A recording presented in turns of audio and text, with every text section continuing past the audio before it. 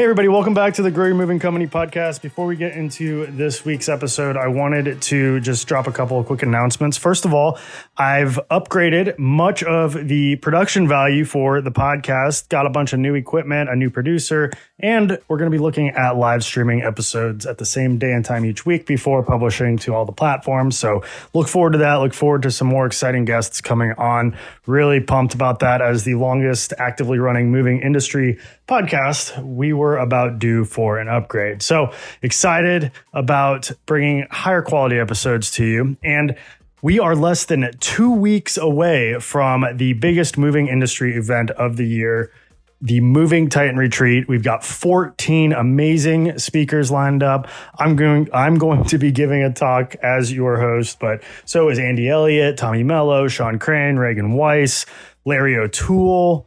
We've got Travis Weathers, Winston Davis, Ed Katz, and more. Some really good speakers lined up. Make sure to get there.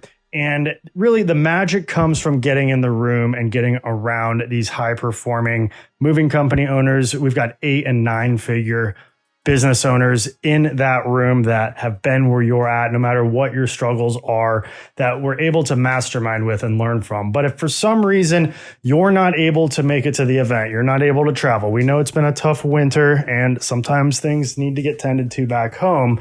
We are doing a live stream for only $197. We were going to do this for $497, but we brought it down to $197 because we know times have been tight.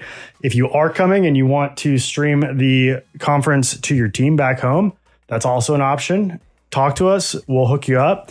But we want to see you guys there, and we want to have that magic, that mastermind effect come from the retreat of getting all of these ambitious companies, all these ambitious moving company owners, business owners in the room together, the people that are actually pulling through this tough time in the moving industry with interest rates where they're at. There's a lot of unpredictability in the market, and the people that come to this are going to be the people that are going to be around. The people that don't make it to this retreat, who knows? So please come, band together. Let's elevate the industry. All right, ladies and gentlemen, welcome back to the Grow Your Moving Company podcast. My guest today is the dynamic president and CEO of Go Minis. It's a portable storage company with franchised locations. They're growing like crazy. They've been around for a while, but Chris has been the CEO for the last 4 years, actually. Started right before COVID in 2020. His background is is in corporate America. He led corporate companies that were in the 9 figures, as well as a litigator prior to that, and then a brief career in real estate prior to going to law school to become a litigator. Chris, thank you for coming on the Grow Your Moving Company podcast. I'm anxious to hear how you ended up in this space, the portable storage unit. I know you just touched on it before we started recording, but if you could, just tell me your story. What got you into Go Minis, and what has that journey looked like over the last years during your career? Certainly. First, thanks very much, Wade. I appreciate the invite, and happy to share a little bit and learn a little bit as well, hopefully. So I've had I would say not a traditional journey to getting into moving and portable storage. As you mentioned, I've been the CEO at Go Minis for about 4 years, and I had the distinction of taking the helm right before COVID hit. So that was something that threw us a curveball that we had to deal with. And initially, we were sales started to go down dramatically in the beginning, and then things picked up, and that turned out to be a good market for us. And things started to do a little better as we were going through COVID, and then all of a sudden we had a problem with shipping. The international shipping crisis hit us, and our costs went through the roof. So I've been dealing with that, and it's been fun at times, and it's been very frustrating, but that's where I am now. To get there, the path that I took, that was really your question when we started, was, I came out of law school and I was a litigator for a while, and then I got into corporate America, as you mentioned, and I'd done a bunch of things, helped the company go public. I had another company that I worked for that was in trouble, that we were able to restructure and sell that company. It was a publicly traded company, and then I started with a healthcare company. And basically I began as their lawyer, and then I became their CEO, and we were private equity owned, and we actually eventually took that company private from being a publicly traded company, and then eventually sold it. And I've meandered around a little bit and done different things. And it's usually an industry that I don't know a lot about. This industry I had touched on back in '06 or so when a friend of mine became a dealer for Go Minis, and he knew that I had a little time, and he goes, "Hey, would you take a look at this? Help with maybe a marketing plan, see what makes sense." And I worked with him for about a year and a half, 2 years, and kind of got it off the ground. And we saw that it was a good business, but really wasn't going to get to the size where it made sense for me to be full time in that business. So I went off and did a few other things. Then, fast forward about 10 years later, Go Minis had shifted from a dealer model to a franchise model, and they were at a kind of an inflection point, looking to take their growth to the next level. And we went ahead and started talking with the board of directors, and I became the CEO back, like I said, in January of 20. Kind of brings us right to where I started. Yeah, that's quite the journey that you had there to end up in the moving and storage business. How was COVID in your space? I know a lot of movers did pretty well because interest rates were very low and a lot of people were actively moving. But I'm curious from the portable storage angle, what did that look like for you? For us initially, like when we first started, it was we're watching sales go down. And we started to get nervous, like, what are we going to do? And in the franchising space, which we're in, there were a lot of, hey, this is coming. You had your quick service restaurants that were just dying on the vine. You need to go to your landlord. You need to do this. And a lot of people were panic stricken. And we're starting to get into that mode. And just about the time, it's like, okay, what do we need to do? How are we going to help our franchisees? And business started to pick up because people were starting to get like, okay, I've been home now. I don't want to live in New York City anymore. I don't want to live in an urban area. I want to move out to the country. So real estate started picking up. Interest rates were low, and our business just started going through the roof. And we had just a great year, honestly, the second half of the year, and we grew by 30% in 2020. We grew by 20% in 21. But unfortunately, in 21, our impact with COVID was a little bit of a lagging response because we were so busy. We were filling up all of our containers. My franchisees were screaming for containers to help people move, to help people store, and we get them from overseas, and the price went through the roof. For containers, that was up 5-6 times what we used to pay for a shipping container to get it from overseas here to the U.S. And really stunted our growth a little bit. But we managed to get through that. In fact, we as a company subsidized that shipping for folks that had put in orders prior to the shipping going through the roof. And our franchisees stepped up and paid a little more as well. And our partners who are manufacturers stepped up to help us a little bit. Even with everyone doing that, it still was a very dramatic impact. But overall, when all was said and done, 20 and 21 were very good years for us. 22 also a good year. We've had compound annual growth rates of about 20% a year. And I continue to add between 10 and 15 new franchisees each year. I have since I took the helm. We'll probably add 10 this year. But so overall, had an impact, but I want to say it was good. It was ups and downs. Yeah, I mean, the supply chain issues, I can imagine were a huge problem. I know in our line of work, we had a lot of labor issues, but also supply chain issues. The cost of lumber went way up, which meant our vaults and like our vaulted storage warehouses became very hard to come by. We had just moved into a warehouse in the summer of 2020 that we were trying to fill with vaults. And so that was a bit of a challenge, as were any truck parts. Anytime a truck would break down, it would be sometimes in the shop for months waiting on a part to come in. Same thing with just new trucks. And we were getting all these calls and all these leads coming in because interest rates were low. But a lot of us were capped out because we couldn't get any more trucks and we couldn't find people to service the jobs. So is your model pretty dependent on trucks to move the portable units around? Were you experiencing some of that? How did you overcome it? Yeah, we're actually still experiencing some of that. The lead time for trucks is just, it's out of control. It's still 6-9 months, sometimes a year, depending. So yeah, each of our franchisee, you need probably per 200 containers, you need a truck. And it's a customized rollback that we use. Our system that we have for delivery, our containers are on wheels. and it is a rollback flatbed that we use, but we do a fair amount of customizations to it for safety and durability reasons. So it was taking us a while. We were struggling for finding used trucks, scrambling for whatever we can do. We now have a pretty good source, and we put some in the pipeline, and I've ordered some, so we have them available for franchisees. So that is relieved somewhat, but still the lead time is quite long.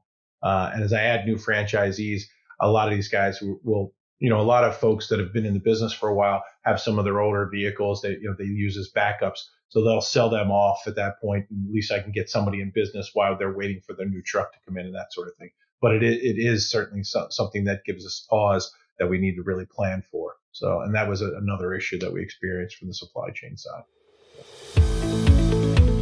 Most of you have heard me talk about Moversville and the power of their email marketing service that has helped us increase leads by over 112% over the last year.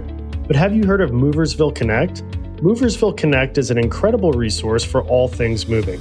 They feature an array of vendors and services and lists like insurance providers, softwares, equipment suppliers, marketing sources, and much, much more.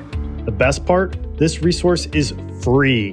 Go check out Moversville Connect today by going to moversville.com and clicking Connect. That's moversville.com and click Connect and discover the world of Moversville beyond email. One of the worst parts about owning a moving company has to be finding quality movers and drivers. Trying to run all the job ads takes up time, and then you schedule guys to come in for interviews and they never show up. It's a massive headache. Well, let me tell you about a good friend of mine named Winston who runs a company called Move Up Consulting.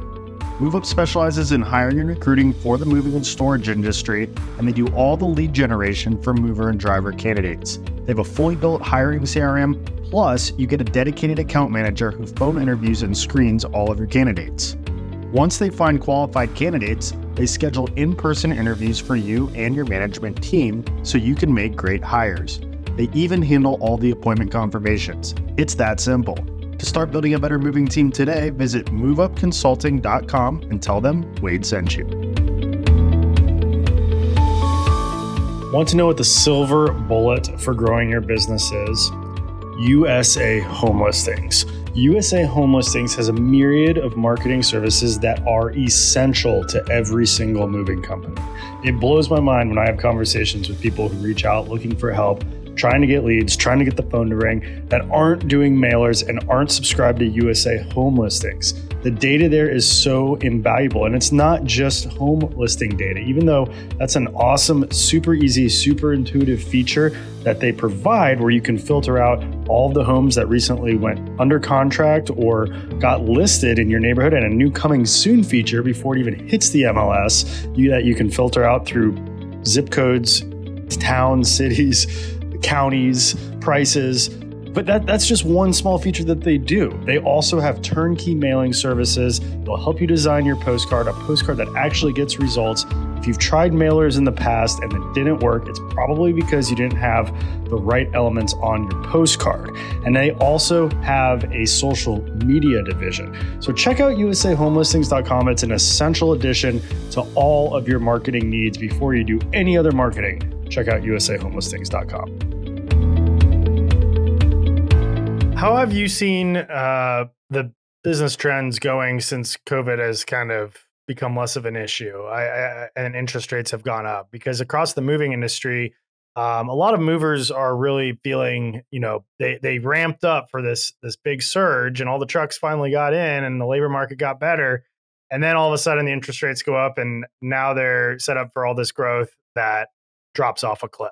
Yep. I'm seeing that all over the country. There's moving companies going out of business left and right, trying to sell their companies left and right. What's it been like in your space since the interest rate hike? So we definitely slowed. As I mentioned before, we were growing at, our network was growing about 20%, 30% in some years.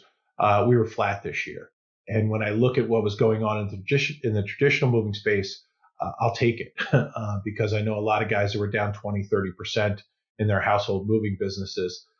So while it's hurt us, we continue to add franchisees, which is good, but our overall network has kind of remained the same. So what we've done is, okay, what are some alternatives that maybe we weren't paying as much attention to other markets that we let go. For example, our B2B market. Are we really, we do a lot of business with restoration companies. Okay, we've been doing that. What other commercial business can we do that maybe we weren't out there beating the streets a little bit with a sales guy, and it's time to start doing things you did when you first started with your franchise. So we've also brought in outside help from, that we've hired in, on our staff to help people get trained a little better with, door to or, B2B sales. Okay, and here's some different verticals that we have, and we're starting to market to those verticals. So we're kind of shifting the business away from residential because it'll always be there, but more commercial side as well. The other thing we've done is we're trying to expand our product offering. So we did just introduce something we call the Go Minis Miles program, which is a long distance move. So our franchisees have been limited to kind of local moving and storage, and now we're starting to do moves across the country. That it's very much at the beginning. We're in our beta phase, but we have 4 locations: New York, California, Chicago, and Oregon, where we're starting to do some testing with a specialized container that's made that can fit right into the back of an enclosed van, or can go on a flatbed. And can be they're a smaller container than what we have. We have 3 size containers. We have a 12, a 16, and a 20-foot container. These over-the-road containers are 7.5 by 7.5 by 7.5. And so we're looking at that. We also try and partner with traditional moving companies too. For the busy season, if they need capacity, a lot of guys may use a Go Minis container. Hey, could you drop it off at so and so? And we're going to need to store this and that sort of thing. So when they're busy, that they're not tying up their actual trucks, they can use those for other things, and we can actually deliver for them, where they can do a transfer or something like that. We do that a lot as well. So our sales folks are going out and talking traditional movers. Hey, think of us when it's the middle of the season and maybe you can't take anymore. Maybe we can enable more business for you and that sort of thing. So we're trying to be creative. We're trying to go back to basics as well. Who knows what's going to happen this year? The last article I read, they're talking about potentially 6 interest rate drops over 24. Whether they're, depending on how big they are, maybe that'll stimulate some things, bring the real estate market back a little bit. But I think we need to prepare for this being the market for the next couple of years. And we're really trying to get back to basics on marketing too. We've hired in a couple professional marketers. I hired a chief marketing officer this year, particularly because the market, we need to look at the market a little different, our brand positioning in the marketing, and how our franchisees are marketing to the public as well. Yeah, that's interesting that you say that. I've spoken to some realtors that think because it's an election year that the interest rate drops are going to cause a surge in the next couple months. Everybody who's been waiting and hanging on for the interest rates to drop, that wants to move or sell their home, are going to flood into the market once once it does start to come down a little bit.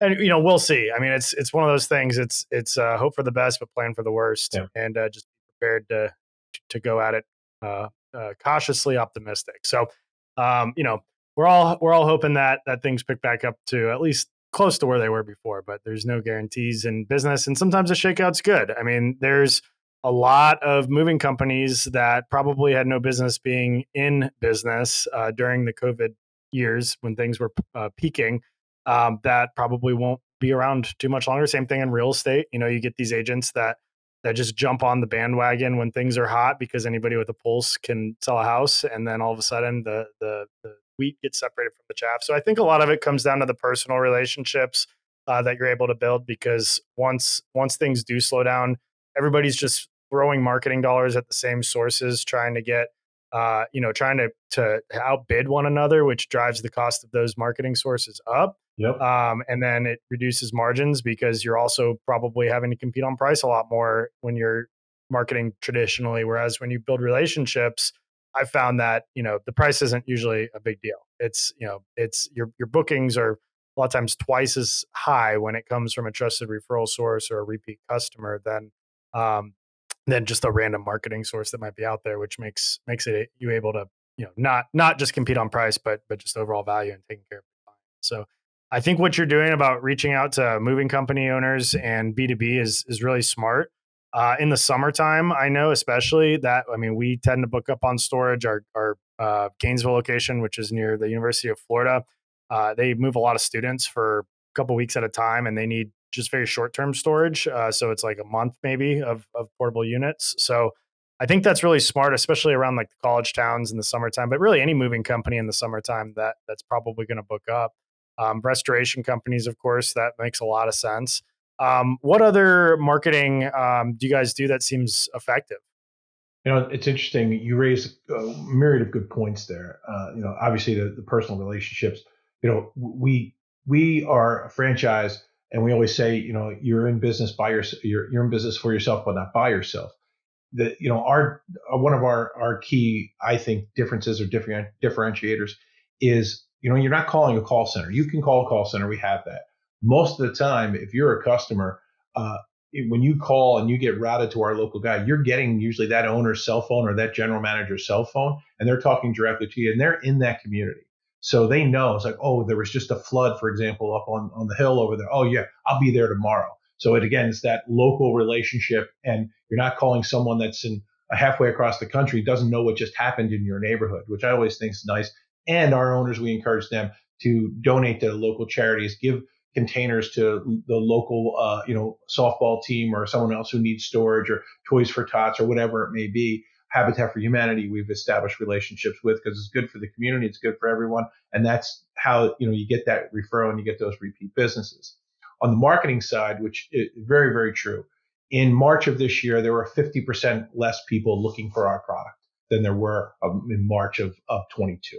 So now you have all these same people out there vying for the same keywords, vying for the same business. Costs are going through the roof, and your results are worse. So it's like, what do? You need to spend more money, which folks are don't want to do when business is down. But that's one response. The other response is wear out the shoe leather. Get out there and start knocking and showing up on people's doorsteps with, hey, I have some cookies for you. I'm the local owner of so and so. And it's amazing how much business that will generate when people see you out there and they know that it's your local business. They know who you are. Oh, that guy that came around, we could use him for that sort of thing. And just think creatively that we are always shocked at what some people use the containers for. Like, oh, I never thought of that. That's amazing. One guy has a tire shop. Well, I just want to put one in the back, and I need a place to keep these tires. And because of the new regulations, I can't have the tires outside because they hold water, and that becomes where the mosquitoes can reproduce. Oh, okay, didn't think of that. You in the Christmas time, excess inventory for Walmart, CVS, UPS. Use those all over the country. So it's just getting creative. Like, oh, I never thought about that. What's really hot right now? Guys redoing their garages, putting in the nice floors and that sort of thing. Is like we've created partnerships with the folks who do that, where they include it in the cost of when they quote redoing a garage for the floor and that sort of thing. So I think that's another way we do it. And on from the moving side, my personal belief is that containerized moving is the future. People will pay almost as much, maybe sometimes even more, if they feel they have more control over their personal belongings, where you can call and put a container in their driveway, they load it themselves, or have professionals load it, and then they put their padlock on it. It gets shipped across the country. They take their padlock off and they unload it. And I think that there will be more and more people that look at that. And I think even traditional moving companies will be moving to that. That's one of my long-term visions, I think, where the space is going to. So I like to think we're on the forefront of that. And, from our perspective, to the extent that we can partner or do things with traditional movers and help them do that, we're more than willing to do that. Yeah, it makes a lot of sense. Our San Antonio location just opened up and has limited space, and we were just talking about getting a shed or some kind of a portable storage unit next to his office to hold just random debris that they haul off jobs until they can get a dumpster and all that good stuff. We have a big franchisee in San Antonio, so he could probably help you. Okay, that's good to know. After the call, I'd like to get his contact information, because Absolutely. they could definitely network. What's your biggest unique selling point compared to like Pods, Red Rover, Pack Rat? I think is one of them. There's a few different companies in your space. What's the biggest USP for you? So for us, the first thing that jumps at us is we have a 20-foot container, which seems relatively, why don't they just make one? Well, they've put their delivery systems and all their systems together on a 12 or a 16 footer, and putting a 20 footer is just really impossible for them. So that's one piece. And then the other piece I think is really important. First of all, pods and pack rat. Red Rover, I think, I don't think they're actively in business anymore. I'm not sure of that, but pods and pack rat, they are no longer franchisees. They are all company-owned stores. So you call, you get an 800 number. If you call pods, you're getting Florida customer service. I like to think we have a call center. We discourage our franchisees from using it unless they're really unavailable. We really want people to reach out because we think the local connection really differentiates us. And then people like to use local businesses. And when they know that you're around the corner, or they know that what's going on in their community, we believe that makes a difference. And people get a lot of comfort out of that. And they also like to think they're buying local and moving forward. So I think those two things are our biggest differentiators. We have some other things in the containers. We have more tie downs than our competitors do. We have anti-condensation roofs, a couple of things that honestly most customers aren't going to think of. We do, and we think they're important, and they are, and they just use them like, oh, that was really simple and convenient. It's because of those little things. So the 20-foot container and our delivery system, for example, if Pods has the Podzilla, you need extra, I think it's 4 or 6 feet on each side to get that Podzilla in there. And if the Podzilla breaks and you need your container moved, it's really difficult for them to do that without the Podzilla. For us, we have a rollback. If we get jammed up in a pinch, we've used local towing companies to help us with that. It's not ideal, but it can get done and it doesn't delay. If you're moving and you got to get your container out of there by 2:00 tomorrow afternoon, and someone comes up and says, hey, my delivery, I can't pick it up because my delivery unit's down. I can get it next week. That's a real problem. So, having a bit of a more fungible delivery system, I think, differentiates us a little bit as well. So. Yeah, absolutely. So do you have any corporately owned locations? Or are they all franchise locations? They're all franchise locations. We do have, and how many franchise locations do you have? We have 114 locations and we're in 42 states. Wow. Okay. And what's the average number of units that each franchise location has? Around 300. Okay. Awesome. That's because we just started franchising within the last year. Like I mentioned, we just opened up a San Antonio location. We converted our Gainesville location to a franchise last May. So it's been a little bit less than a year since we've been actively franchising, and I'm always curious to learn more about that. But our model is very similar to yours in that there's all these corporate moving companies, there's national van lines, there's other franchise moving companies, but none of them, at least from my experience in my research, really focus on building those local relationships and being locally owned. Our model, I call it the hometown Titan model. We want our franchisees to be Titans in their communities, to dominate the markets that they serve.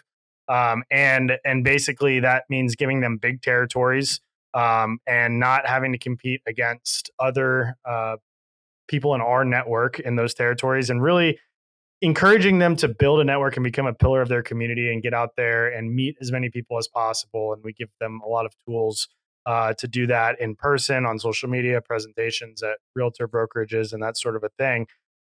So, I'm curious to hear about how you teach your franchisees that. Like, what is kind of the roadmap for one of your franchisees to start getting business, getting the phone to ring, getting the units into people's hands as soon as they open up so that they can start to sustain their location? Yeah, I think when we come into a new territory, we try and do, we call it the grand opening, but it's not, generally it's a yard. Maybe it's got a small warehouse on it, that sort of thing. So it's not inviting necessarily to the public. So we try and have an event. If there's a Chamber of Commerce, we encourage them to become a member of the Chamber of Commerce, because really they're at the base level there. They know what's going on. There are the successful business folks in there that want to help you and they want to see you succeed. They care about their community. So that's one of the first places we send them, as a local Chamber of Commerce. And then we say, you got these containers. You just bought 110 containers from us. They're sitting in your yard doing you no good. They're like a big billboard. And a lot of times when, your neighbor gets one, somebody drives by and says, what is that? Oh, we're redoing our floors and we put all our furniture in there while they're redoing. Oh, we're going to do that. Next thing you know, you got 2 or 3 rentals in that neighborhood. So getting them out, even if you give them away, it's going to be, it's marketing. It's going to be businesses. If you can find a local business that maybe has a need for a container, hey, I'm going to donate this container. Would you mind sticking it in front of your store instead of the back of your store so people can see it in a parking space or that sort of thing? And then we come up with the franchisee to try and figure out what is important to them. For example, we had a franchisee down in Eastern North Carolina, and he's a military veteran. He was a Marine, and he has left the service. He retired, and he wanted to get involved with Habitat for Humanity. We said, this is great. So we found out they had a golf tournament. So we came from corporate. We sponsored his piece of that golf tournament. We had stickers all over the golf carts. Went out. We had a wonderful day, and it turned out to be such a great event because they were there. They had a young couple there that they were awarding a house to. Really felt that we were giving back to the community. He was so moved that he ended up joining the board of that local Habitat for Humanity. And really, Go Minis is secondary to that, and it should be. But when they're building houses, he donates the containers for those.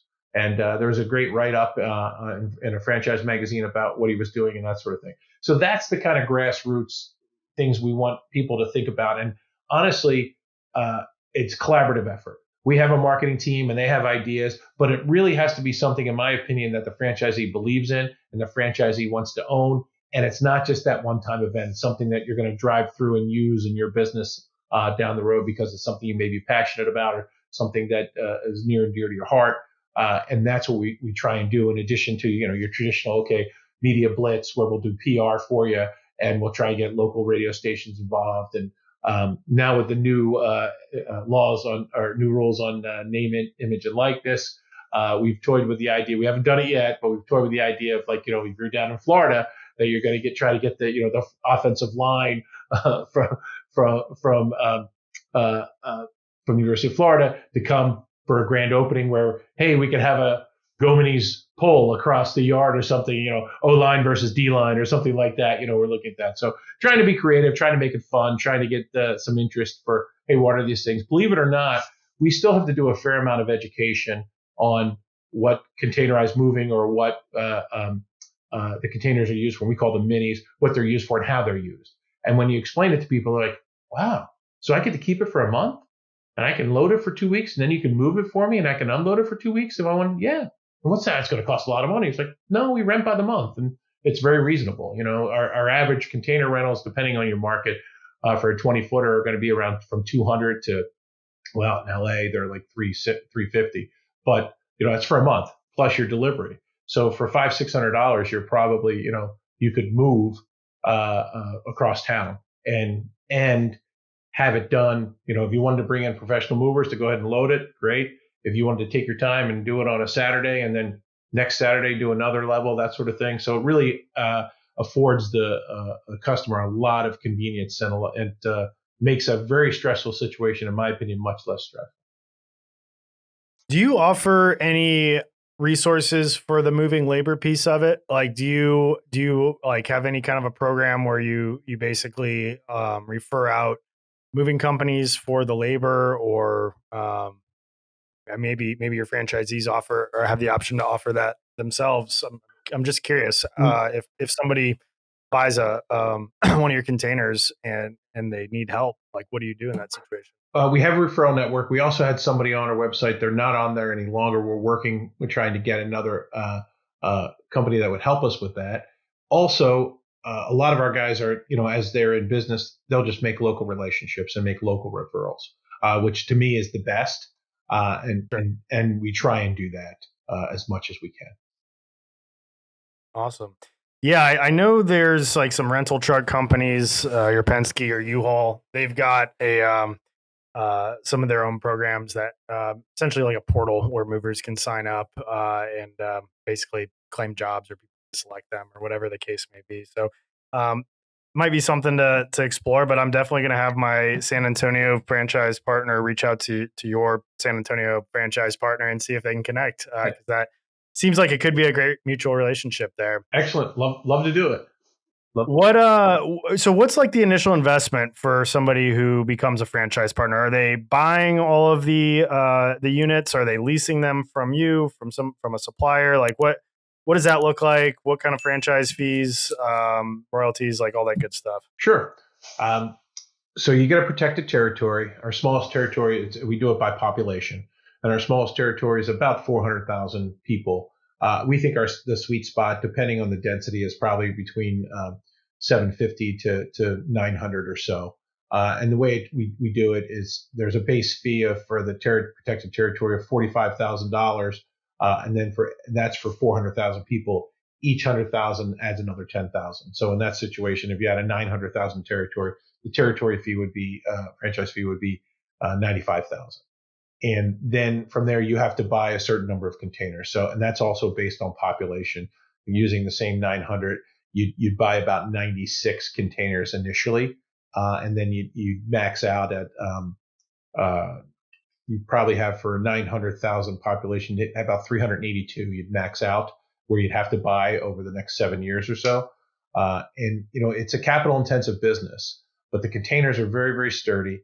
The containers have, banks will loan on those containers 15 or 20 years. So, if they're loaning on 15 or 20 years, they're going to last a lot longer than that.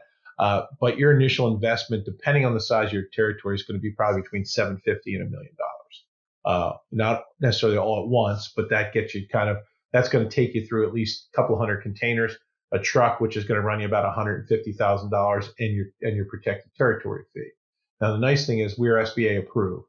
So we work with a few SBA lenders, the largest in the country, who is very, very familiar with portable storage. They really like the space, and you can actually get in with 10% down, and they'll help you with operating costs that you can finance.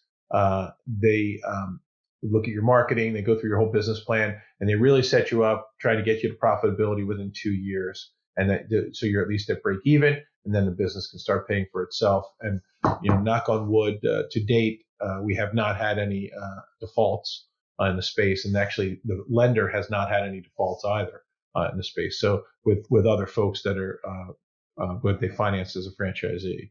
So it's not for the faint of heart, and we'd like to see $1 million net worth. And the reason for that is it's a slow build sometimes, depending on your market.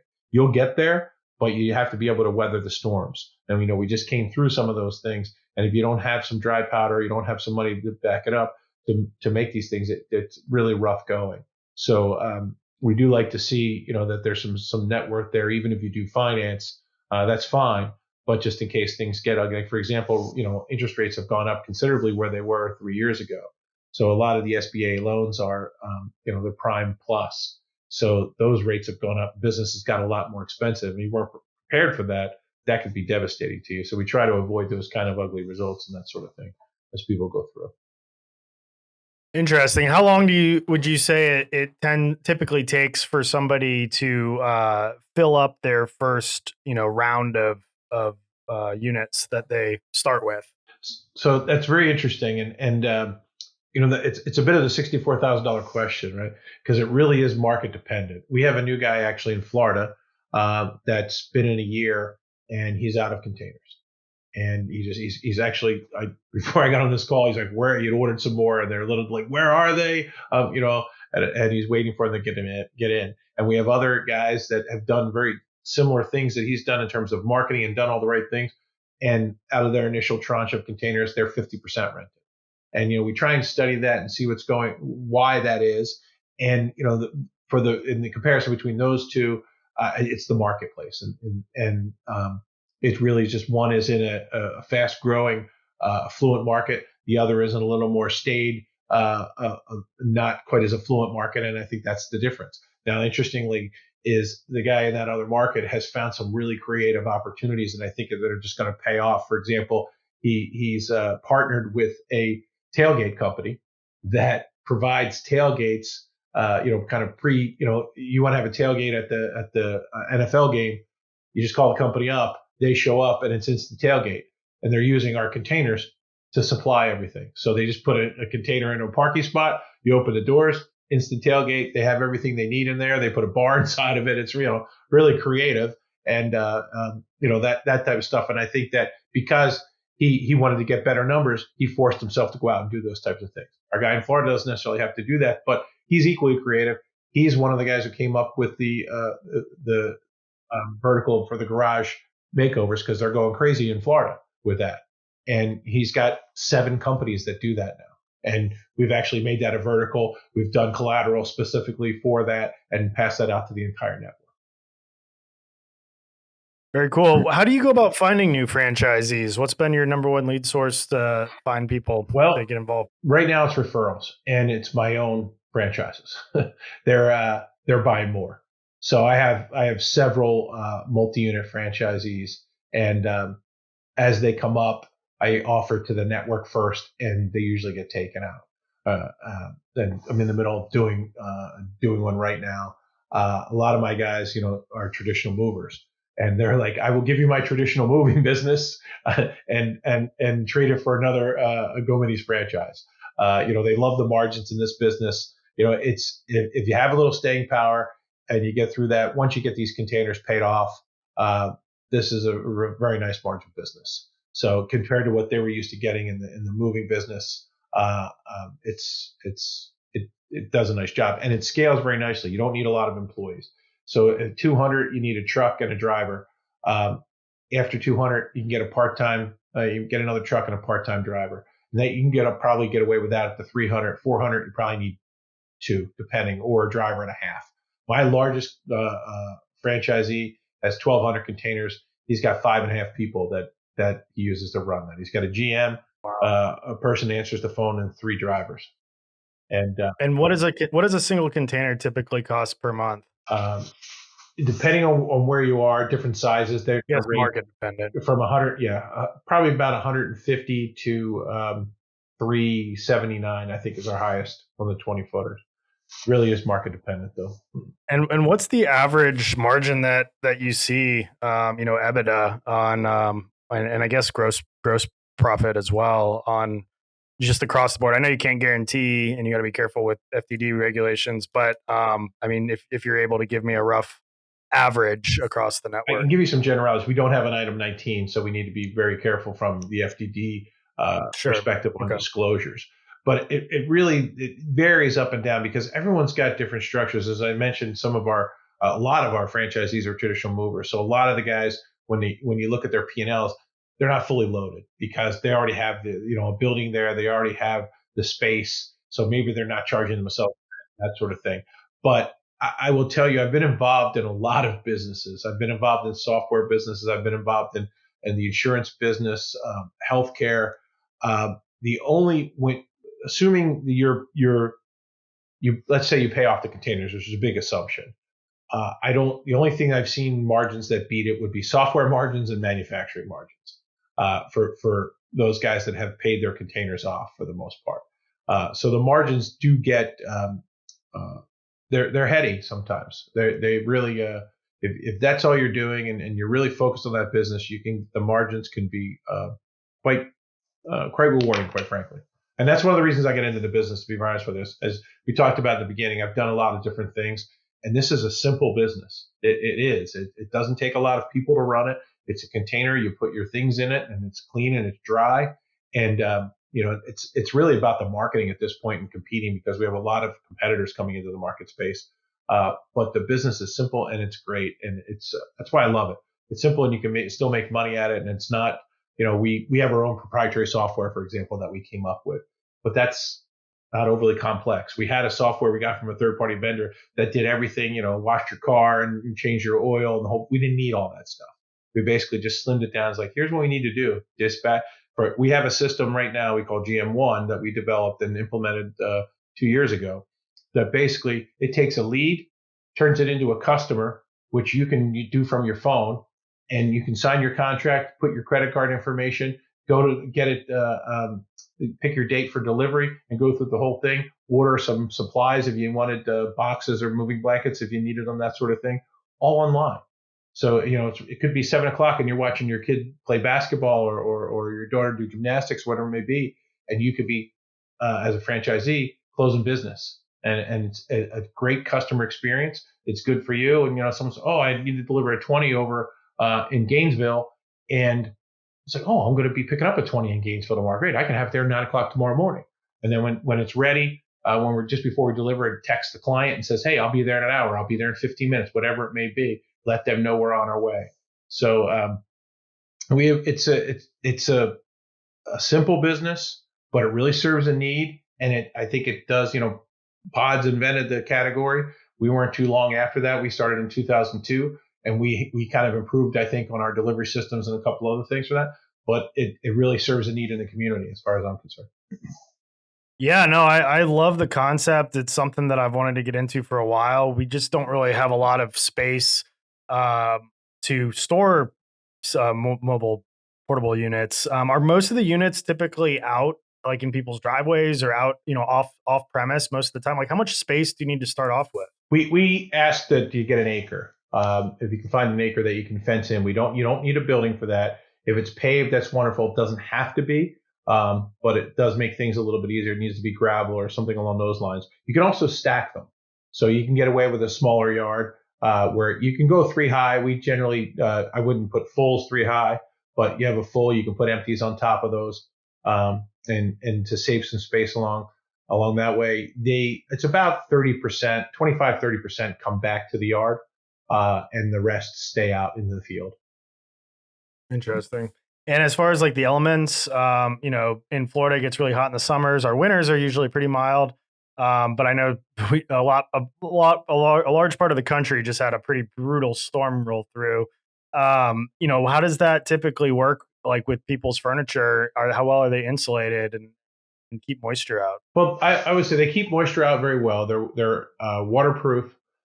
We've worked with the container design. We're probably on Gen 7 right now, and we think we've got it dialed in at this point where we have a roof. There used to be a translucent roof like you would see like in the top of a UPS truck or something, and tractor trailers.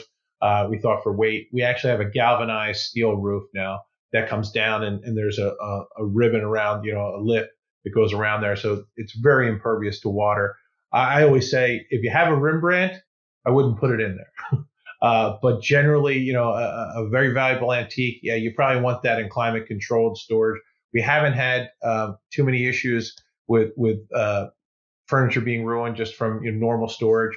We do have an anti-condensation roof for some of the more humid climes that people want, but it works. And again, like I said, over time, we've learned a lot about how to keep those containers clean and dry, and that pays off. So it's certainly it's not warehouse storage. There's no doubt about that, but it's I think every bit as good as that, unless you need climate control. Sure. No, that makes a lot of sense. And then from your back end office at corporate franchising headquarters, you had mentioned earlier that the actual franchise locations don't need a whole lot of employees. I'm just curious from a franchising standpoint, what is your back end office look like? How many roles do you have for franchise support and compliance and sales and all that good stuff? Yeah, right now we run lean. We have 6 people, and we're all remote at this point. We're headquartered in California. We're in the process of actually moving to Florida, our headquarters in Florida. But when COVID hit, it just so happened a few months after that, our lease was up and we were all working from home, and it worked fairly well. I think we're getting big enough now where it makes a little more sense maybe to meet in an office a little bit more than we do. I'm starting to go a little stir crazy talking to my dogs. But we meet every day. I meet with the entire team every day. I meet with finance every day. And, because we're out and we go through that, I think that probably this year, we'll add a couple more folks to the corporate team. More than 10, though, I don't think we'll ever need. When I was running Opticare Health Systems, our corporate team, we were a large company with 500 employees, but our corporate team was only, I think, 9 folks, and we were publicly traded. So if you do staff it the right way and that sort of thing, right now, I don't have a Fran Dev person. I'm doing Fran Dev. but it's not a huge focus for us because as these territories are coming up, they are getting taken by our existing franchisees. To me, I take that as a strong indicator that people like the business, they're happy, for the most part, and I take it as a personal compliment as well, to be very honest with you. Absolutely. No, I mean, it sounds like an excellent model. You've definitely piqued my interest a little bit, and I'm going to certainly reach out to all of our local franchisees, both for Gold Minis as well as my corporate office and my other franchises to try to connect all of us.